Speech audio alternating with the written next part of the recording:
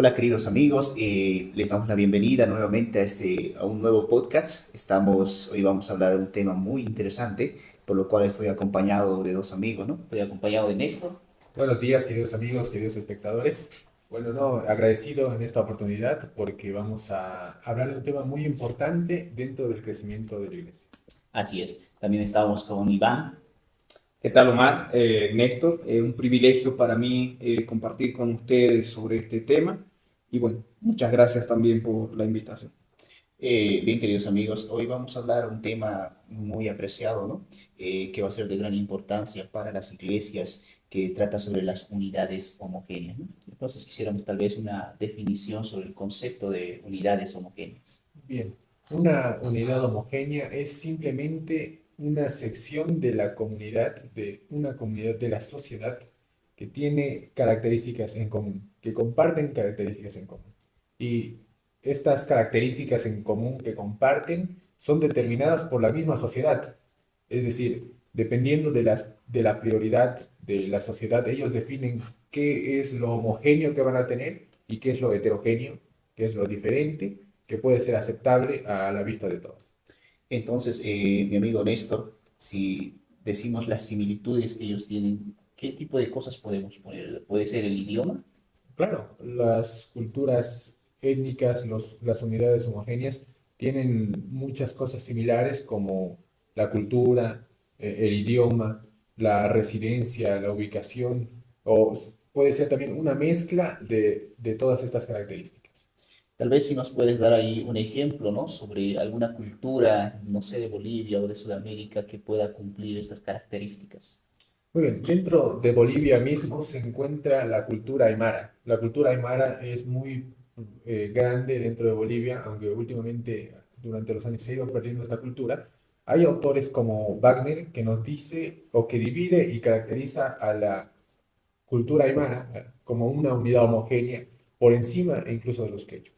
Él dice que es una unidad homogénea. Sin embargo, hay autores como Quentin Nordike que divide al mismo grupo aymara en siete unidades homogéneas, tres dentro del altiplano y cuatro dentro de la ciudad de La Paz. Dentro del altiplano él divide a la cultura aymara y dice que el primer grupo está formado por los aymaras que trabajaban, eran siervos, no tenían tierras, eran básicamente esclavos, eran siervos de los terratenientes. El segundo grupo ya lo divide a partir del año 1952, cuando hay una revolución para que la gente pueda trabajar en sus propias tierras, las tierras de quien la trabaja. Entonces, el primer grupo es los aymaras que no tenían tierras, el segundo grupo los aymaras que tenían tierras, y el tercer grupo los aymaras que tienen tierras, viven en villas, pero complementan todo aquello a través de pequeñas empresas. Finalmente, él también divide a la cultura aymara en la ciudad de La Paz en cuatro grupos. En primer lugar, la población migratoria, dice. Los aymaras que vinieron a la ciudad, establecieron quizá, pero seguían trabajando en el campo. Vivían en cierto momento en La Paz, pero trabajaban en el campo, cultivaban en el campo. El segundo grupo, la nueva población migratoria, que es los mismos aymaras, que ya no van tan seguido al campo, sino que residen en la ciudad, pero con todo lo que habían vivido en el campo, es decir, traen su tradición, traen su cultura para vivir en la ciudad. El tercer grupo, él lo llama la segunda generación de los aymaras, es decir, él dice que ya los hijos de los aymaras que habían venido del campo son la segunda generación del tercer grupo. Y este grupo es un grupo de descendientes de Aymara que han escuchado el Aymara mientras crecían, sin embargo, conocen el idioma, entienden el idioma, pero no pueden hablar. Y finalmente ya la tercera generación en adelante, que son ya los que, aunque son descendientes de Aymara, han crecido en la ciudad y básicamente ya no conocen el idioma nativo del que es el Aymara, sino que hablan el castellano, viven el castellano y ya se han establecido totalmente en la ciudad. Muy bien, tal vez complementando ahí, Omar, muy buena la explicación de Néstor. No sé, yo ahí quizá podamos ver los fundamentos, algo lógico de la Aymara. No es un grupo, ya dijimos, un grupo étnico, es una unidad homogénea. Dijimos que tiene ahí su condición el idioma era propio, su religión era propia, la ocupación que ellos tenían era propia, pero hay algo interesante ahí que llama la atención. Y es algo interesante. Como son un grupo tan unido, estos aymaras, cuando veían algo progresivo, lo afrontaban juntos. Pero cuando veían una decadencia, también lo afrontaban juntos. Pero cuando veían una necesidad, no lo dejaban de pasar de largo, sino también lo afrontaban juntos. Y ahí es donde nosotros podemos ver a una aymara, a una etnia o como unidad homogénea, es el claro ejemplo de que nosotros necesitamos como una iglesia ser como ellos. Cuando veamos el problema, cuando veamos la progresión, cuando veamos cosas buenas y cosas malas, afrontemos juntos, ¿no? Entonces de eso es lo que trata. Claro, tiene mucha razón, ¿no, Iván? Entonces, la unidad homogénea en los aymaras se puede definir como una identidad que ellos tenían, ¿no? Que se unían por las características que ellos tenían. Entonces, esto es algo que fortalecía su relación. Una persona, digamos, yo soy aymara, pero por algún motivo me fui a vivir a Santa Cruz y allá me encuentro con otro aymara, ¿no? ¿Y qué es lo que sucede? Tengo un mejor relacionamiento con esa persona, ¿no? Entonces, es algo que les identifica, les caracteriza, ¿no? Bien, entonces, ¿de qué manera esto nos puede ayudar? Yo quiero presentar tal vez algunos aspectos muy importantes, ¿no? ¿Cómo podemos optarlo esto como un principio de unidades homogéneas que pueda ayudar a lo que es a la iglesia en el crecimiento de la iglesia, ¿no? Y nos dice precisamente este autor, Magabra, dice, ¿no? Las iglesias alrededor del mundo y a través de la historia han crecido básicamente entre la gente de una misma clase al mismo tiempo y ella nos indica que seguirán creciendo de esta forma hasta que el Señor regrese, ¿no? Entonces, ¿qué es lo que nos quiere decir? Que el principio de las unidades homogéneas hace que las iglesias crezcan bastante, ¿no? Por eso es muy importante que nosotros tomemos este principio, tomando en cuenta que la gente tenga una misma clase, ¿no? Una misma forma de ser, entonces lo que va a fortalecer su crecimiento. MacGyver también nos da 8 razones, ¿no? Para usar este método y también lo que ayuda en el crecimiento de la iglesia. Número 1 nos presenta, ¿no? Las misiones que siguen los principios de iglesias autóctonas interpretan la misión como una fundación de iglesia.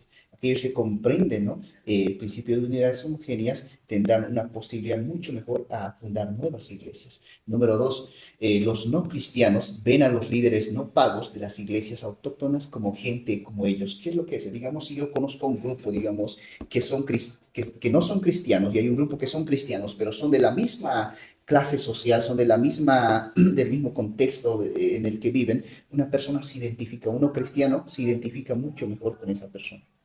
Entonces es mucho mejor, ¿no? Los líderes de las iglesias locales aprenden haciendo, ¿no? ¿Cómo se aprende? Haciendo de la misma clase, cómo son ellos, conviviendo con ellos, aprendes de ellos. No hay costo de pastores para establecer nuevas iglesias, ¿no? Es más probable, el 5, o posible el testimonio de toda la feligresía de la congregación cuando la iglesia es autóctona. ¿Qué es lo que nos quiere decir? Cuando la forma de ser de un grupo religioso es semejante a la cultura de la comunidad se identifica con la iglesia y se forma parte de la iglesia, ¿no? Los cristianos comunes y al testificar hacen surgir nuevas iglesias y de esta forma el cristianismo se multiplica de familia a familia, de clan a clan en forma natural y como reguero de pólvora, ¿no? Cuando uno comprende este principio de unidades homogéneas, las iglesias crecen de forma natural, sin necesidad de forzarlo, ¿no? Y cuando las iglesias crecen lo suficiente en tamaño, ya son capaces de contratar, ¿no? Y pagar a sus propios pastores. Las iglesias autóctonas asumen la disciplina de su iglesia, ¿no? Entonces, queridos amigos, aquí hay un vaso. Hay una autora, ¿no? Que escribió hace 100 años, Elena de White, dice así: deberíamos procurar la educación de hombres de color para que sean misioneros entre su propia gente. ¿Qué es lo que debemos hacer como iglesia? Debemos preparar, digamos, si llegamos a un sector, llegamos a un lugar y vemos ese lugar, ¿cómo lo vemos? Sacamos líderes de ese lugar y los preparamos para que esos mismos líderes de ese mismo lugar evangelicen a su misma gente. Y nos dice también, ¿no? Deberíamos reconocer el talento de las personas y aquellos que entren entre su propia gente, tienen habilidades, deberían ser colocados en posiciones de recibir una educación.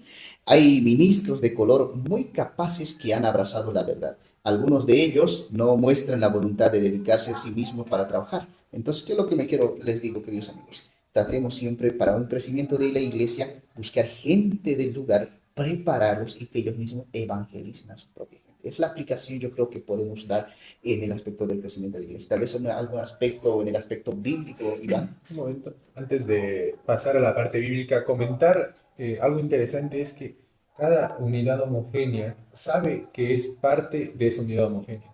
Es decir, como pusimos de ejemplo los aymaras, saben que son parte del grupo aymara, saben que son aymaras, se identifican con los aymaras y es por eso que si aplicamos eso de esta manera, nos damos cuenta que a la gente le agrada convertirse al cristianismo sin cruzar barreras, sin cruzar algo más allá de su cultura. Muy bien, podemos ir quizá a la Biblia, ¿no? Como decía Omar, y podemos ir a San Mateo, el capítulo 10, el versículo 5 y 6. Y dice lo siguiente, mira, a estos dos se envió Jesús y les dio instrucciones diciendo, por caminos de gentiles no vayáis, en la ciudad de samaritanos no entréis, sino id antes a las ovejas perdidas en la casa de Israel. Jesús da a conocer a sus discípulos, básicamente está hablando de ellos y dice lo siguiente, mira, ustedes no vayan más allá, están delimitando el territorio. Está diciendo, ¿por qué? ¿Por qué Jesús no quería que avance? ¿Por qué? Se consideraba a Samaria, ¿no? A estos pueblos se consideraba como pueblos gentiles, no creyentes. Entonces dijo, mejor, mira, hay acá en Judea gente que ni cree en Dios, ¿no? Entonces trabajemos con ellos, platiquemos con ellos. Y ese es el grupo del cual estábamos haciendo la unidad homogénea. Eran de la misma clase social, los conocían mejor. Pero ¿qué tal si iban a ir a Samaria? Tenían diferente cultura, diferentes costumbres. Y es por eso que Jesús estaba diciendo, mejor trabajemos acá, con los que están perdidos. Y hay un claro ejemplo acá, y me gustaría también compartir con ustedes en 1 Corintios 9, 20, dice, ¿no? Me he hecho a judíos como judíos para ganar a los judíos. Pablo está diciendo básicamente, yo me hice como ellos, me convertí como ellos, compartí su cultura como judío para ganar a los judíos. Y es algo interesante, en el versículo 22 dice, mira, me he hecho débil a los débiles para ganar a los débiles, y a todos me he hecho de todo para que todos, de todos modos, salve a algunos. No está diciendo básicamente vamos a salvar a todo este grupo étnico, a este grupo o a esta comunidad, no está diciendo eso, pero sí queremos llegar a estas personas. Entonces, como iglesia, ¿qué es lo que tenemos que hacer? Y si nosotros en algún momento salimos de nuestro lugar, de nuestra cultura, fuera de nuestro idioma, quizá hagámonos uno de ellos. No seamos las personas que vamos a decir, yo traje mi cultura, yo vengo con mi cultura y me pongo a imponer a mi cultura. No, básicamente tenemos que hacernos uno más de ellos y así nosotros podamos avanzar y tengamos un gran crecimiento. Bien, muchas gracias Iván, muchas gracias Néstor por acompañarnos en esta clase. Realmente hemos aprendido bastante sobre este principio de las unidades homogéneas y queridos amigos que tú nos estás viendo, queremos motivarte a que tú puedas aplicar este método en tu iglesia, donde tú te encuentras, ¿no? De esa manera estaremos en un próximo podcast muy pronto. Dios los bendiga. Hasta luego.